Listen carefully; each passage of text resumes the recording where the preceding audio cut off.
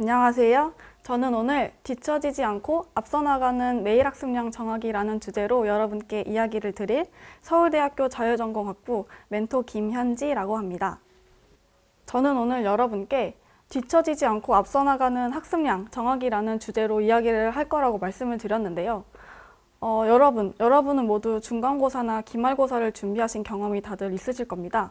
예를 들어서 중간고사가 일주일 앞으로 다가왔다고 생각을 해봅시다. 국어, 수학, 영어, 한국사, 통합사회, 통합과학, 기술과정 등 많은 과목을 공부해야 할 텐데요. 여러분은 일주일이 남은 이 시점에 어떤 것을 공부하시겠습니까? 여러분은 범위도 알아야 할 거고, 어떤 것을 공부할지 생각도 해봐야 할 거고, 심지어 어떤 것을 포기할지도 생각해 보셔야 할 겁니다. 그렇다면 가장 중요한 것은 오늘 해야 할 일이 무엇인가를 결정하는 일인데요. 여러분은 중간고사와 기말고사도 여러 번 마주하실 테지만 궁극적으로는 대학 수학 능력 시험이라는 수능을 보셔야 할 겁니다. 중간고사와 기말고사와 달리 수능은 1, 2학년 친구들은 준비해보신 경험이 많이 없으실 거라고 생각해요. 당연하겠죠? 그렇지만 대학 수학 능력 시험도 역시 국어, 수학, 영어, 한국사, 사회탐구, 과학탐구 및 제2외국어 과목을 보는 똑같은 시험에 불과합니다. 그렇지만 여러분은 모두 어떻게 공부해야 할지, 언제부터 준비해야 할지, 무엇을 해야 하는지, 혹은 얼마나 해야 하는지 모두 궁금하실 거라고 생각이 돼요. 그렇다면 대학 수학 능력 시험은 어떻게 준비를 하는 것이 좋을까요? 만약 여러분이 준비하신 중간고사와 기말고사가 첫 번째, 시험 범위를 파악하고, 두 번째, 나에게 주어진 시간을 파악하고, 세 번째, 공부량을 분배하고, 네 번째, 공부를 하는 4개의 단계로 이루어져 있다면 평소 학습 역시 이 4개의 단계가 동일하게 유지됩니다. 공부 범위를 파악하고, 나에게 주어진 시간을 파악하고, 공부량을 분배하고 공부한 이 4개의 단계가 말이죠. 그렇지만 평소 학습, 즉 수능을 향한 공부라고 제가 말씀드리겠는데요. 이 부분에 대해서는 한 가지 단계가 더 존재합니다. 바로 장기 계획을 수립하는 단계인데요. 이는 수능이 11월에 있는 시험으로서 3학년 1월부터 11월까지 장기간으로 준비해야 하는 시험이기 때문입니다. 그렇지만 0번 장기 계획 수립 단계를 제외하고는 1번부터 4번까지의 단계가 모두 동일한 것을 확인하실 수 있을 거예요. 따라서 수능이라고 해서 혹은 특별한 공부 방법이 있는 것은 아닐까? 혹은 더 많이 해야 하는 것은 아닐까? 혹은 내가 했던 방법과는 다르게 해야 하는 것은 아닐까? 라는 걱정이 있으셨다면 잠시 접어두셔도 좋을 것 같습니다. 자, 그럼 이제부터 장기 계획을 수립하는 단계에서부터 공부를 하는 5개의 단계를 어떻게 진행하는지 여러분께 설명을 드리겠습니다. 보이시는 대로 장기 계획은 1월부터 수능까지 총 11개월의 계획을 수립하는 것으로 시작이 되는데요. 아마 3학년이 되면 많은 학생분들이 수능 개념은 언제 준비하고, 수능 특강은 언제 풀고, 수능 완성은 또 언제 풀고, 연계 교재는 언제 풀지 대충의 타임라인을 정해 놓으셨을 거예요. 마찬가지로 기출문제는 언제 풀고, 심화문제는 또 언제 풀고, 수능 모의고사는 언제 풀지 이런 대강의 타임라인을 정해 놓으셨을 텐데요. 바로 이렇게 계획을 세우는 것이 장기 계획을 수립하는 단계입니다. 여기에서 알 수 있는 것은 계획이라는 것은 우리가 가지고 있는 시간과 우리가 해야 할 일을 모두 올바르게 정하고 이를 알맞게 분배하는 것이라고 할 수 있겠는데요. 이 장기 계획을 수립하는 단계는 앞으로 여러분이 뒷 단계에서 계획을 세울 때 내가 언제까지 무엇을 끝내야 하고 이때쯤이면 어느 정도까지 마무리가 되어 있어야 한다라는 것을 판가름하는 중요한 지표로서 작용하기 때문에 매우 중요한 단계라고 할 수 있습니다. 장기 계획을 수립했다면 이제부터는 공부의 범위를 파악하는 단계로 들어가는데요. 제가 이제부터 말씀드릴 예시는 모두 수능을 기준으로 한 것이고, 만약에 정기고사를 준비하고 있는 학생분들이라면 그것에 맞게 본인의 상황을 대입하시면 좋을 것 같습니다. 첫 번째로 공부해야 하는 과목은 무엇인가? 라는 질문을 던져볼 수 있습니다. 사람마다 다르겠지만 수능의 경우 국어, 수학, 영어, 탐구가 되겠죠? 이 4과목을 세분화하는 단계도 필요합니다. 국어는 내가 국어를 공부할 거야 라고 해서 국어라는 과목이 존재하긴 하지만 문학, 비문학, 문법, 화법과 작문 이렇게 4가지로 나누어서 공부를 진행해야 하죠. 수학도 마찬가지고 영어도 마찬가지고 탐구 역시 세부 과목과 단원으로 나누어 볼 수 있습니다. 이렇게 내가 공부해야 하는 과목을 조금 더 세분화하는 작업이 필요합니다. 이 작업은 후에 내가 해당 부분을 어떻게 공부할 것인지, 얼마나 공부할 것인지, 일주일 계획은 어떻게 세우는지에 크게 작용하는 부분이기 때문에 자세하게 나눌수록 좋습니다. 내가 공부해야 하는 과목과 범위를 정했다면 이제부터는 목표와 수준, 그 다음에 방법에 대해서 고민을 해야겠죠. 우선 목표를 생각해 볼 수 있습니다. 나는 예습을 하고자 하는가? 복습을 하고자 하는가? 혹은 부족한 부분을 연습하고자 하는가?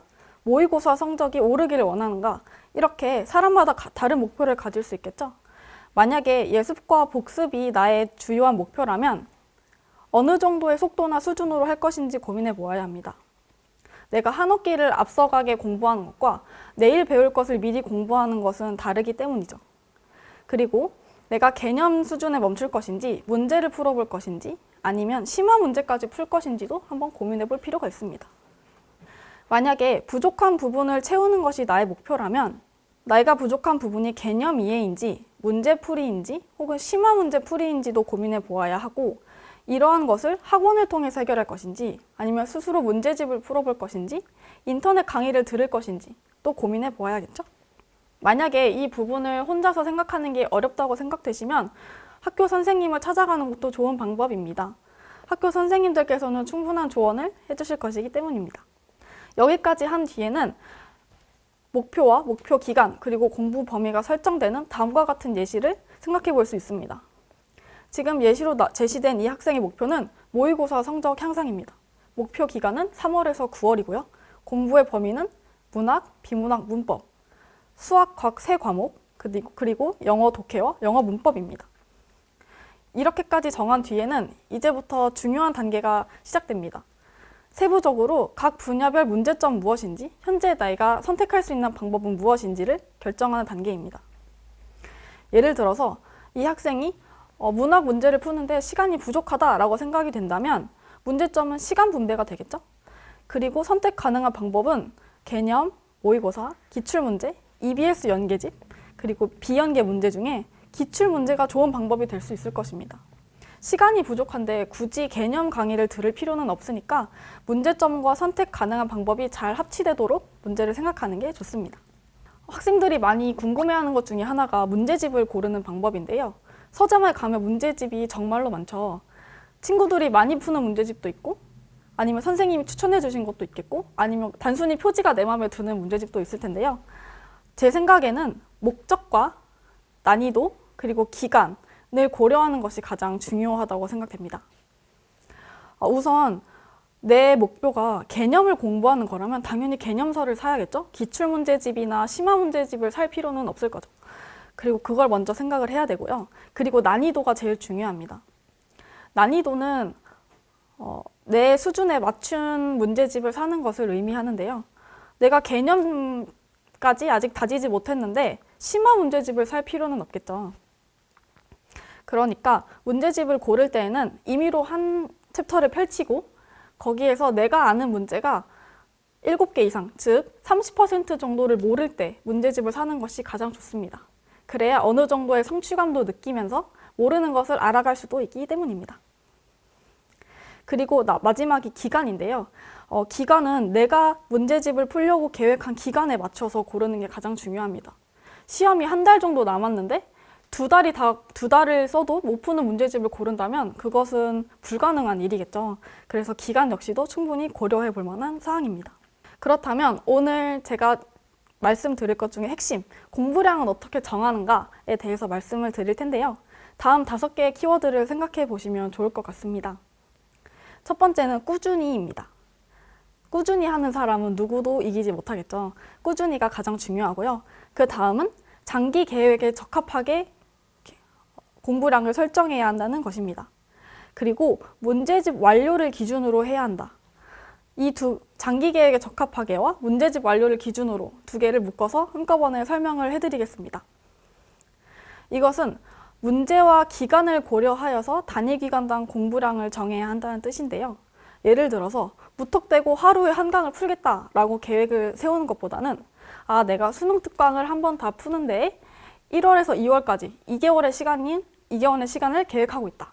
그러면 수능 특강의 20강을 1, 2월 8주로 나누어서 1주에 2.5강 정도를 공부하면 되겠구나라는 대략적인 대략적인 공부량을 정할 수 있는 것입니다. 마찬가지로 모의고사를 30회분을 풀 텐데 3달에 걸쳐서 풀겠다. 이렇다면 30회를 12주로 나누어서 1주에 2.5회 정도 모의고사를 풀면 되겠구나 하면서 공부량을 정하시면 됩니다.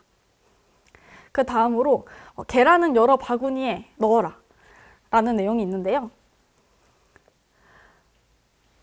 국어가 부족하다고 해서 일주일 내내 모의고사만 푸는 것은 사실 바람직한 방법이라고 할 수가 없습니다. 내가 모의고사 점수가 낮다고 하면 모의고사 푸는 연습도 해야겠고, 문학이 부족하다면 문학 기출도 풀어봐야 하고, 비문학 기출도 풀어봐야 하고, 문법이 부족하다면 문법도 함께 푸는 것이 중요하겠죠. 그래서 이것들을 한 번에 한 과목에 한 문제집만 푸는 것이 아니라 여러 개를 동시에 병행하는 것이 좋습니다. 그리고 부족한 것을 위주로 하라 라는 내용이 있는데요. 내가 문학 성적이 비문학 성적보다 더 좋다고 생각을 합시다. 그럼 나는 비문학을 더 공부를 해야겠죠. 그러면은 문학과 비문학 2개의 문제집을 풀 때도 2개의 양을 다르게 해서 푸는 겁니다. 그래서 내가 부족한 부분을 더 채울 수 있게 하는 것이죠. 그 다음에는 나의 일주일을 생각해 보는 겁니다. 내가 월요일, 수요일, 금요일에 학원을 간다 라고 한다면 당연히 내가 혼자 공부하는 학습량과 시간은 화요일과 목요일에 더 많은 시간을 투자할 수 있겠죠. 이처럼 내가 어느 요일에 얼마나 더 많은 시간을 할애할 수 있는가를 고민해 보는 것도 중요합니다. 그리고 공부량을 분배하는 단계에서는 우선 매일 해야 하는 것을 먼저 배분합니다. 내가 수학을 매일 해야 한다면 우선 수학을 모든 요일에 적어 놓고요. 그 다음에 주 기준 학습 목표를 아까 정했죠. 그 내용을 배분하면 됩니다. 그리고 토요일과 일요일마저 빡빡하게 공부 일정으로 채우는 것보다는 하루 정도는 여유 있게 쉬는 날로 남겨두고 그 날에는 일주일 동안 내가 못했던 부분을 몰아서 미뤄진 것을 채우는 날로 사용하는 것도 좋겠습니다. 그리고 공부를 하는 방법에 대해서도 말씀을 드릴 텐데요. 우선은 여러분이 학교에 가실 텐데 학교에 가서 하루에 공부 시간이 어느 정도 확보되는지를 먼저 확인을 해보세요. 내가 2교시가 자습이고 예를 들어 5교시가 자습이고 8, 9교시가 자습이고 야자가 자습이면 내가 그 시간은 내가 활용할 수 있는 공부 시간이 되는 겁니다. 그래서 내가 오늘 해야 할 일과 나에게 오늘 주어진 시간을 적절하게 분배해서 오늘의 계획표를 세우는 겁니다. 이렇게 계획표를 세우면 오늘 할 일을 언제까지 해야 되고 내가 어느 정도의 시간이 있는지를 조금 더 잘 파악할 수 있겠죠? 다음은 제가 앞에서 너무 국어, 영어, 수학만 말씀드린 것 같아서 사회탐구 얘기를 살짝 할 텐데요. 보실 수 있는 것처럼 사회탐구는 분야가 굉장히 많습니다. 한국사는 심지어 필수 과목이기도 하고요. 저 역시도 수능에서 정치와 법 그리고 사회문화를 수능에서 시험을 봤었는데요. 제가 가장 효과적이라고 생각했던 방법은 바로 단권화입니다. 단권화란 한 권으로 압축하는 것을 말하는데요. 학생들이 수능 공부를 하다 보면 개념서도 봐야 되고 수능 특강, 수능 완성, 기출 문제집, 그 다음 몇 화의 다른 문제집도 모두 봐야 합니다. 수능 날까지 이 수많은 문제집을 볼 수는 없으니까 단 한 권으로 압축하는 겁니다. 제가 사용한 노트 사용법을 간략하게 설명을 드리자면 노트의 한 편에는 개념을 적습니다. 그리고 오른편에는 선지와 추가 개념을 적는 건데요. 선지는 수능 특강, 수능 완성, 기출문제집 등에서 내가 계속 반복적으로 틀리는 선지나 혹은 기억해 놓으면 좋은 선지, 혹은 굉장히 어려운 선지, 까다로웠던 선지를 쭉 적어 놓는 겁니다. 누적해서 계속 적는 거죠. 그리고 개념 플러스 알파, 여기에서는 개념서에는 나오지 않았지만 수능 특강에서 정말 짜잘하게 다루어졌던 개념, 하지만 문제는 출제되었던 개념들 같은 것을 추가적으로 적어 놓는 겁니다. 그리고 뒤편에는 오답 노트를 만드는데요. 내가 여러 번 반복해서 틀렸던 문제를 적어놔도 좋고 아니면 당해년도 모의고사에 출제되었던 문제 중에 이거는 수능 전에도 한 번 더 보면 좋겠다 하는 문제를 오답 노트로 만들어 놓는 겁니다. 이렇게 만들어 놓는 오답노트는 시험 직전까지도 볼 수 있다는 장점을 가지고 있어서 여러분이 시험을 볼 때 조금 더 도움이 되리라고 생각됩니다. 보통 학생들이 공부를 하는 방법은 개념서를 배우고 수능 특강을 풀고 기출문제를 풀고 수능 완성을 푸는 선형적인 방법으로, 단선적인 방법으로 진행이 되는데요. 이렇게 단권화 방법을 사용하면 개념서, 수능 특강, 기출, 수능 완성을 모두 누적적으로 한꺼번에 확인할 수 있다는 장점을 갖습니다. 결국은 개념서뿐만이 아니라 수능 완성까지 이르는 또 확장된 개념을 가질 수 있게 되는 것이죠. 정기고사도 마찬가지로 단권화를 하면은 좋습니다. 수업 시간에 다루었던 내용을 비롯해서 여러 가지 참고서에 나오는 내용도 색깔이 다른 볼펜으로 함께 적어가면 단권화가 되겠죠. 단권화의 장점은 우선 개념을 나의 언어로 정리할 수 있다는 것과 틀린 선지와 오답노트, 그리고 헷갈리는 개념을 한 번에 확인할 수 있다는 장점을 가지고요. 마지막으로 여러 권의 참고서를 한눈에 확인할 수 있다는 장점을 가지고 있습니다. 이렇게 제가 짧은 시간이지만 어떻게 장기 계획을 세우고 수능 공부를 하는 1일 학습량을 설정할 수 있는지, 그리고 제가 했던 사회 탐구 분야의 단권화 방법에 대해서 설명을 해드렸는데요. 사실 쉽지 않은 단계인 거는 맞습니다. 여러분이 조금 더 시간을 투자하셔야 되고 더 많은 고민을, 스스로의 공부에 대해서 더 많은 고민을 하셔야 하는 부분이기 때문에 쉽지 않은 부분이긴 하지만 만약에 이거를 해보신다면 저는 더욱더 좋은 결과를 얻으실 수 있을 거라고 믿어 의심치 않고요. 실제로 저도 그랬기 때문에 여러분들에게도 좋은 결과가 있으리라고 생각합니다. 수능을 봐야 하는 모든 학생 여러분들께 응원의 말씀을 드리고 싶고요. 너무 긴장하지 마시고 내가 무엇을 해야 하는지 혼란스럽겠지만 조금 더 고민을 하고 나의 공부 방법에 대해서 끊임없이 고민하고 친구들과도 이야기하고 선생님들과도 상담하면서 조금 더 내가 하고자 하는 방향, 내가 원하는 공부 방향으로 발전시키실 수 있으면 좋겠습니다. 지금까지 이야기 들어주셔서 감사합니다.